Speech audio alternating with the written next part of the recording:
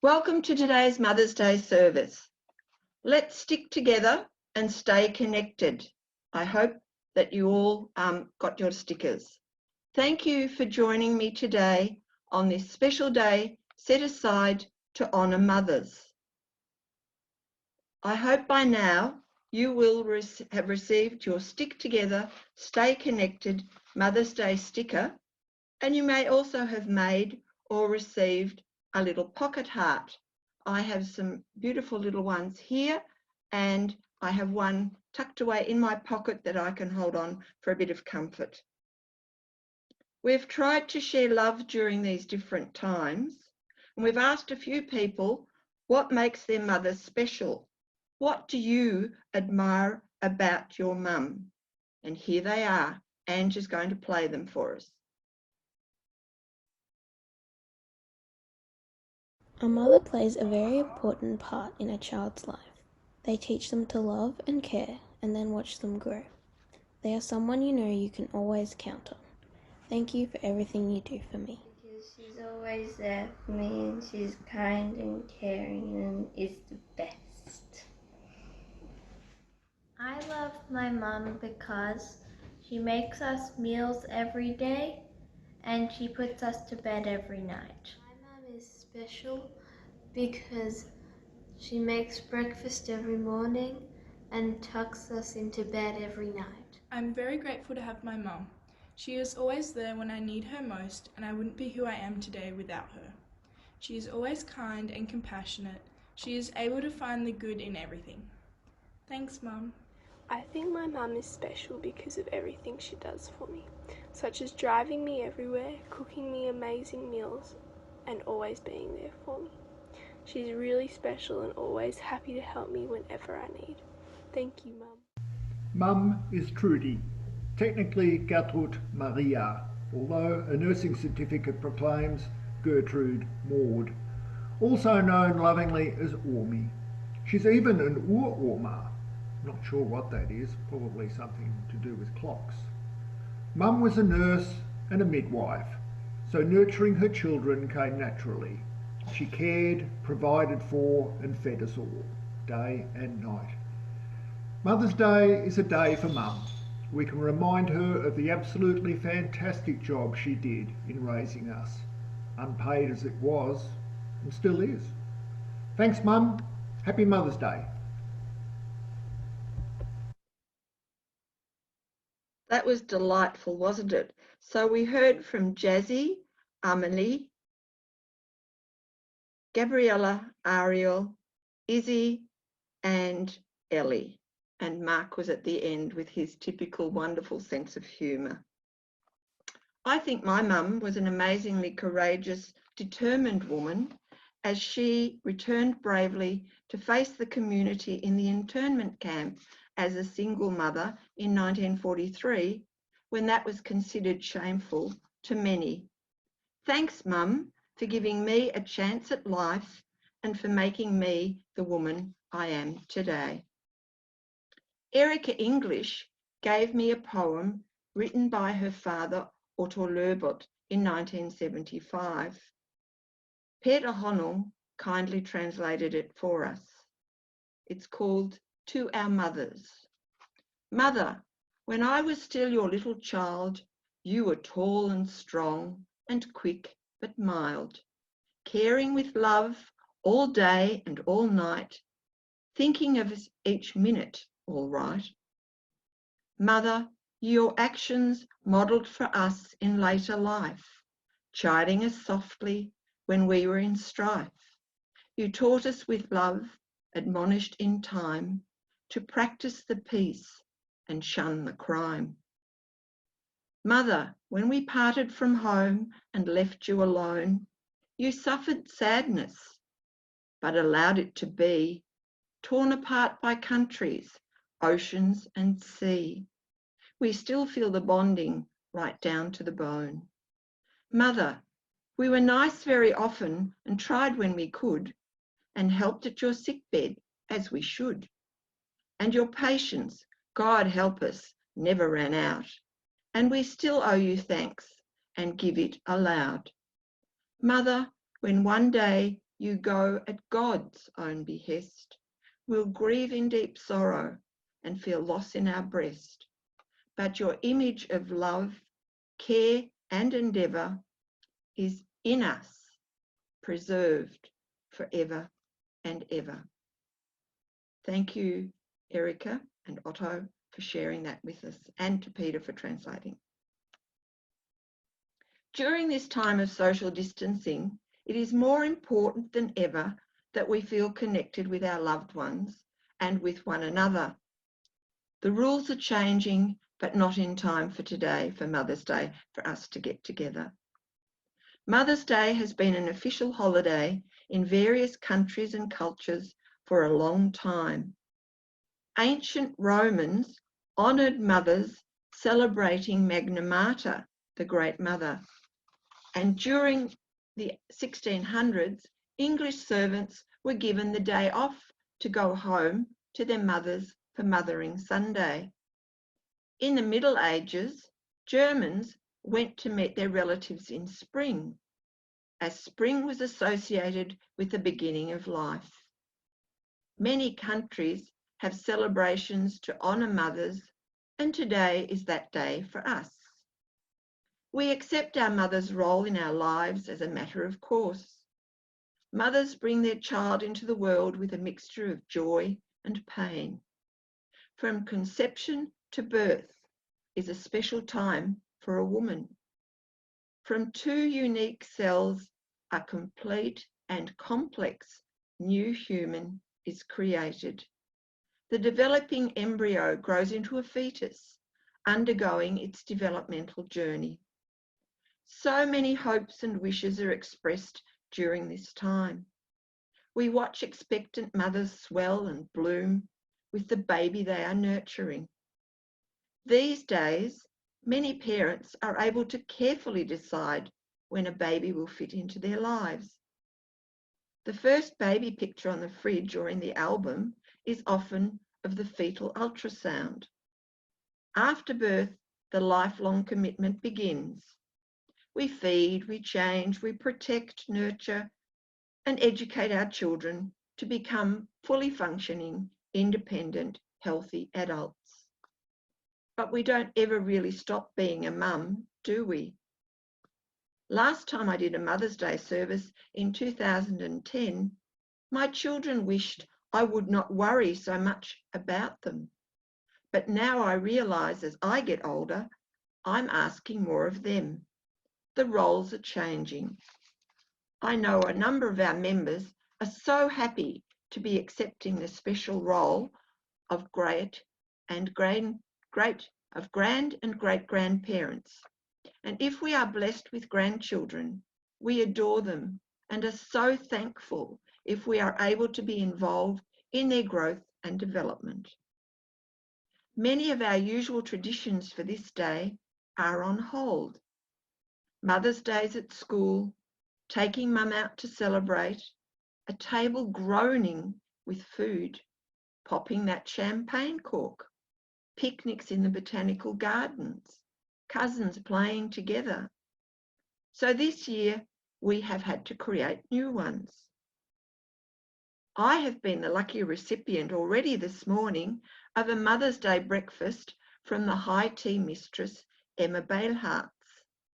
Thank you, Emma, Kath, and Templar Youth for your initiative. I hope many of you have received your Mother's Day sticker with the delivery of the April Templar talk. Some of you will have received flowers or messages from your children or grandchildren. On behalf of the TSA, we are sending out love to you all this Mother's Day, and a special big hug and big embrace to you all if you are watching from TTHA today. What are the qualities and roles we expect a mother to perform? Giver of life is probably the first.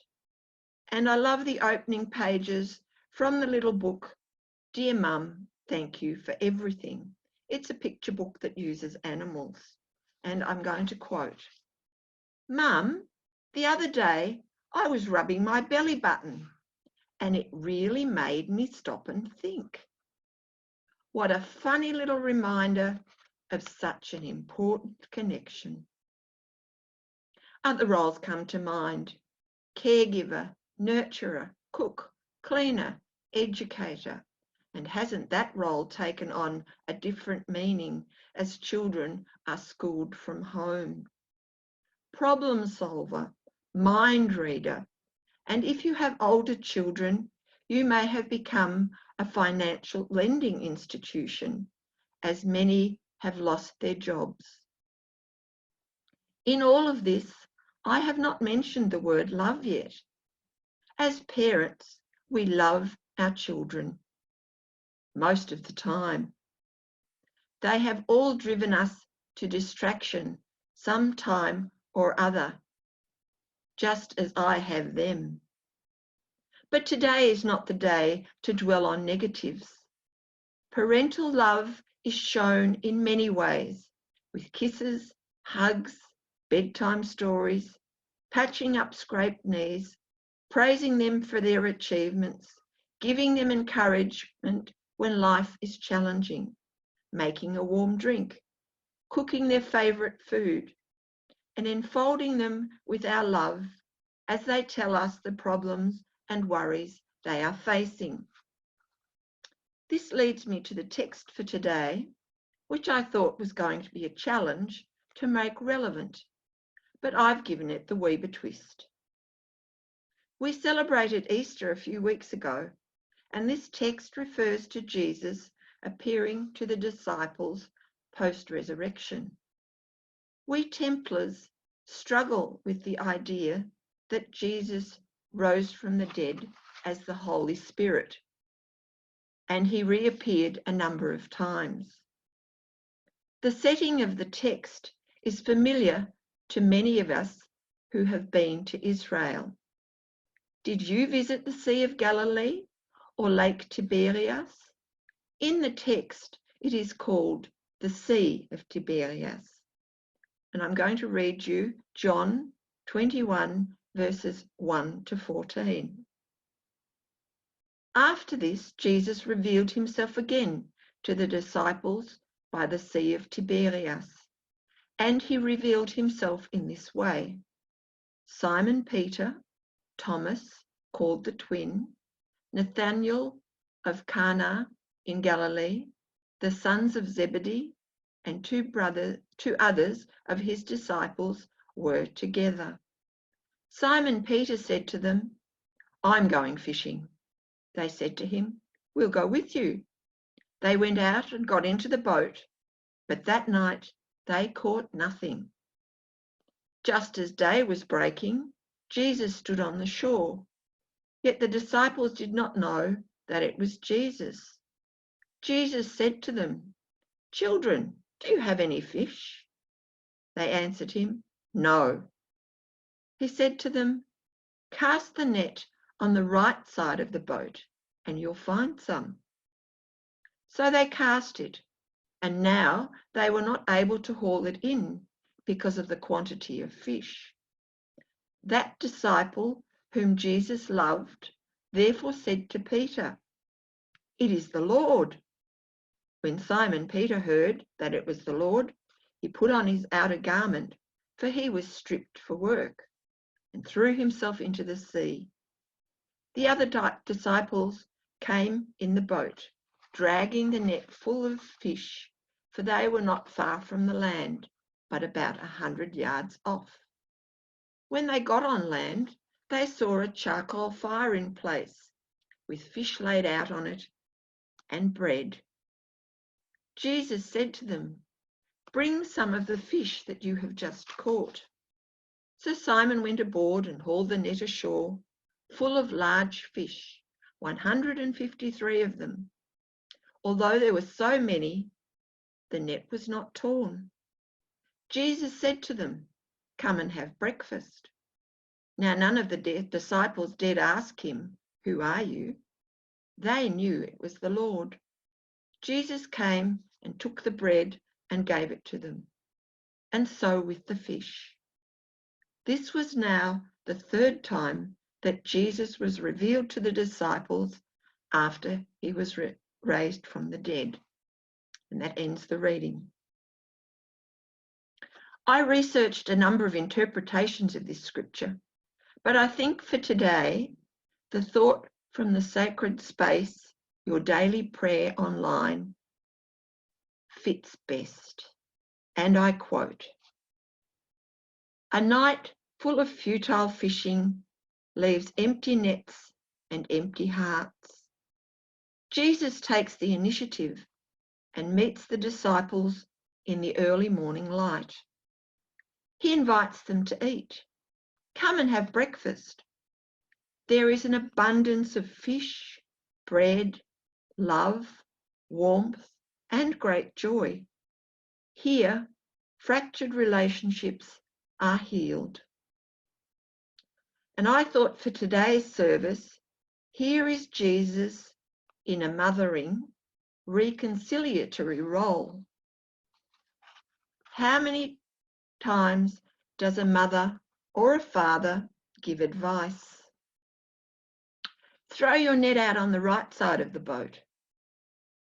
Just when there appears to be no hope, relationships might be at breaking point. Mum prepares you bacon and eggs and a big dose of forgiveness, love, reassurance, and encouragement. There is hope to carry on. And I also found the prayer at the end very apt. Jesus, you meet me at the water's edge of my ordinary life. You accept me lovingly. You encourage me.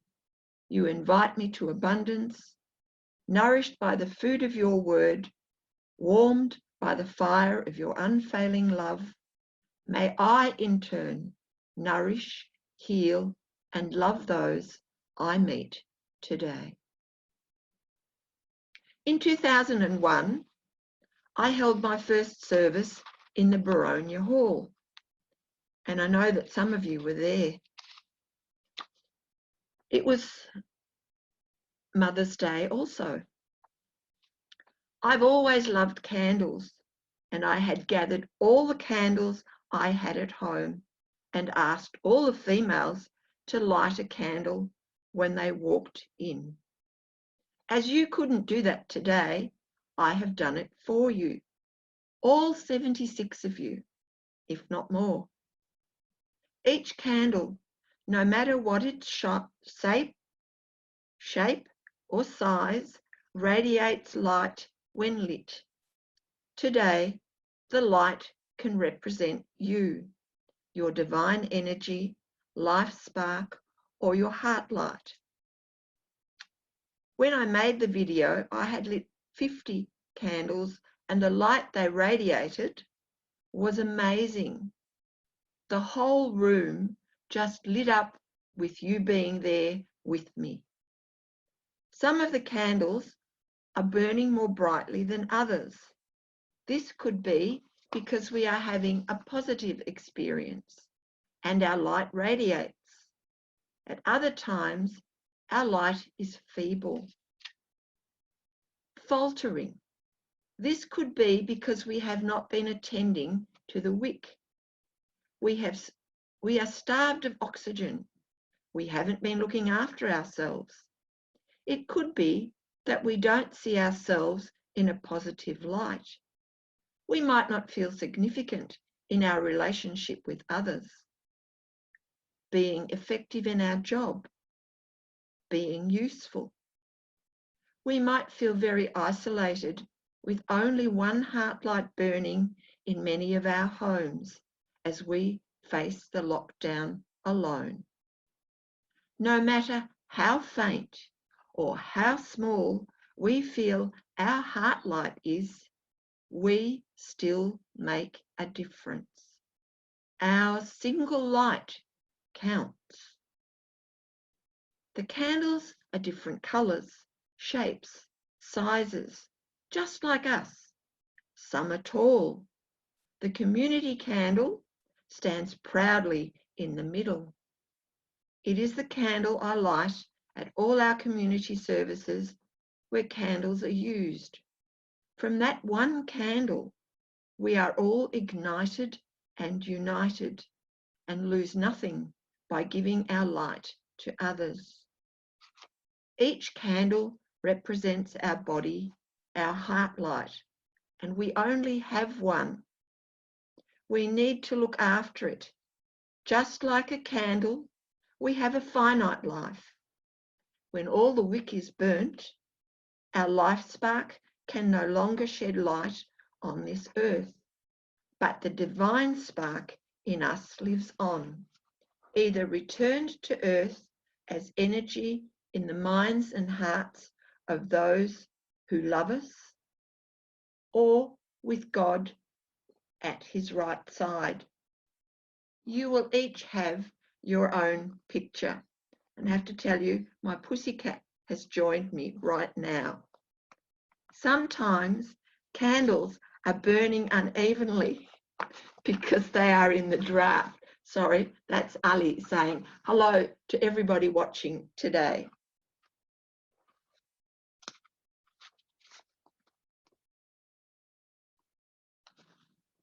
Sometimes they are in a draft or the wick is not quite centered and wax spills out.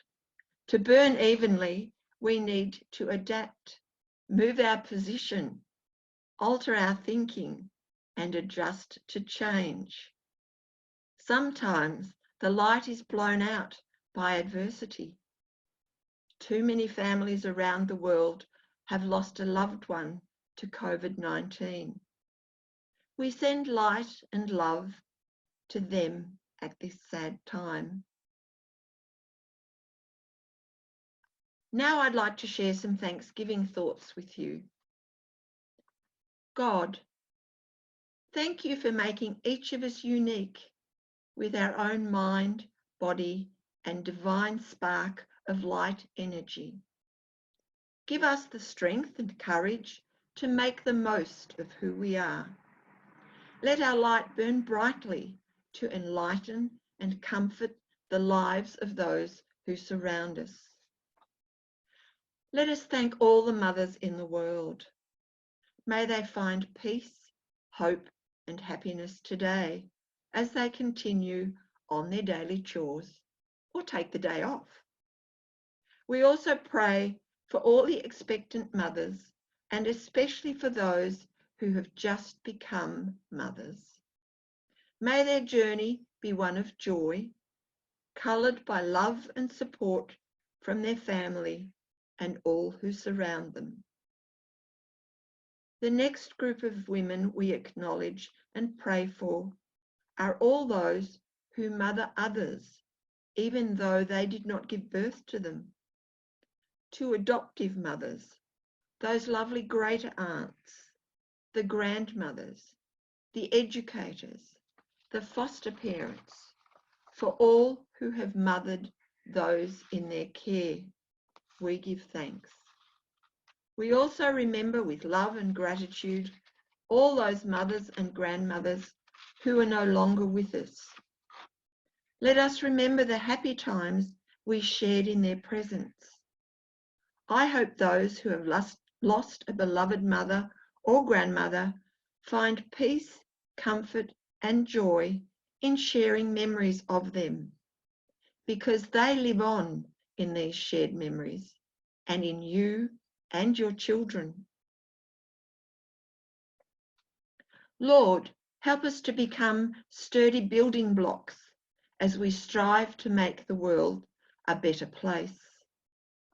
Let us hold together with the strong mortar of family and community as we celebrate this special day of love, peace, and light, dedicated to the mothers of the world. Amen. Please take a moment to send special thoughts of appreciation to your mum, wife, or someone you love.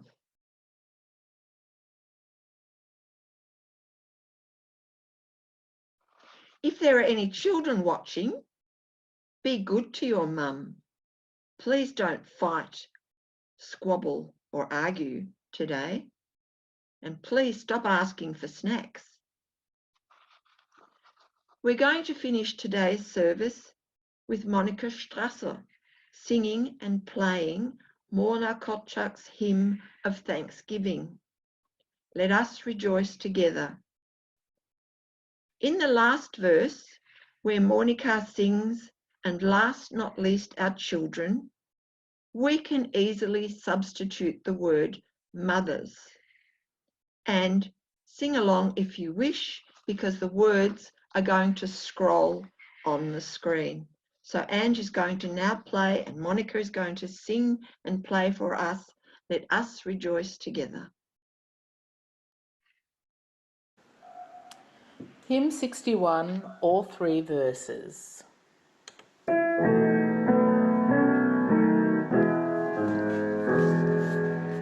Let us rejoice together and deeply be aware on this Thanksgiving morning of God's great love and care.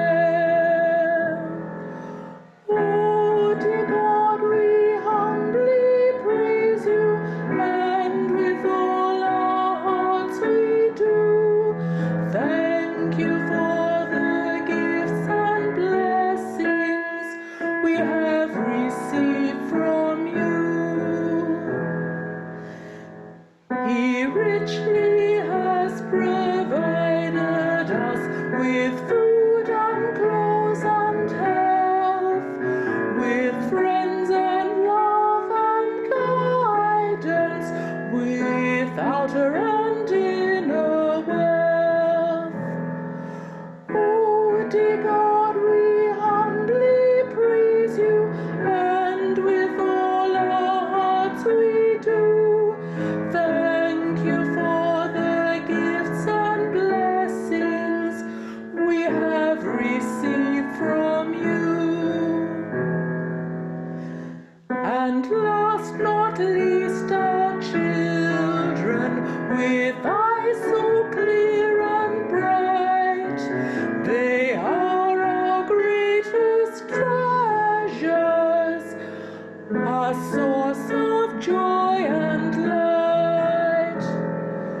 Oh, dear God, we humbly praise you, and with all our hearts we do thank you for the gifts and blessings we have received from you.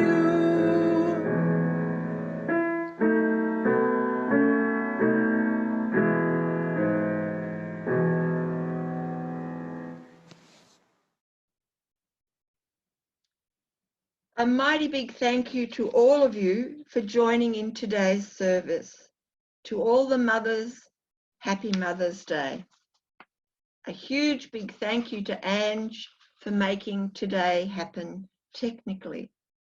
To all our presenters, thank you for your willingness to share your thoughts, and a big shout out to Monika Strasser for singing and playing the hymn. At the bottom of your screen, you will have a chat box, and you should be able to log into that or log into the connection that Ange has sent you, and please stay on and have a chat with one another. I'm going to chat as well, and I send you love and light from my heart to yours. Happy Mother's Day.